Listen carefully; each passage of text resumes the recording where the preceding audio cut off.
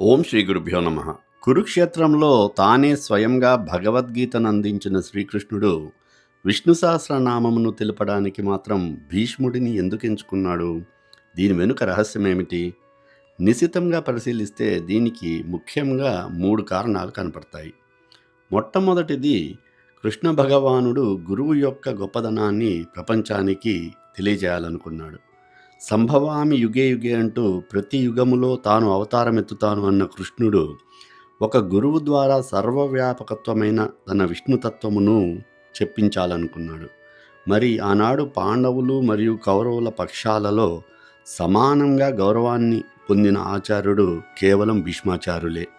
రెండవ కారణం ఏమిటంటే, కురువంశములో ఉన్న వారందరిలోకి ఆత్మనిగ్రహము, క్రమశిక్షణ, నిబద్ధత కలిగిన వాళ్ళలో భీష్ముడి అగ్రగణ్యుడు. తాను ఇచ్చిన వాగ్దానానికి కట్టుబడి రాజసింహాసన పరిరక్షణ కోసం చివరి వరకు పోరాడిన భీష్ముడితో ఆత్మనిగ్రహము, మనోనిబ్బరము, త్యాగనిరతిలో ఎవరూ సాటిరారు. ఇక ముఖ్యమైన మూడో కారణం ఏమిటంటే, తనకు ఎంతో ప్రియుడు, భక్తుడు అయిన భీష్ముడి మీద ఉన్న అపవాదుని శ్రీకృష్ణుడు తొలగించాలనుకోవడమే. కౌరవుల పక్షమున పోరాడినందుకు భీష్మాచార్యులకు అధర్మమును ప్రోత్సహించాడు అన్న అపవాదు మిగిలిపోయింది.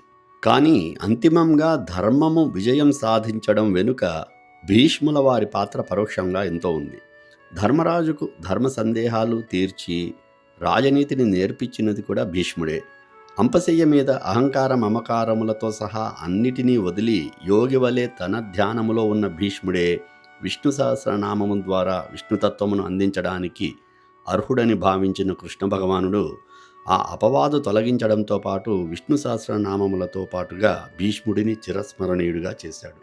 గురువుకు తన శిష్యుడి పట్ల ఉండే అవ్యాజ ప్రేమకు ఇది జగద్గురువులు ఇచ్చిన ఒక అపూర్వ నిదర్శనం.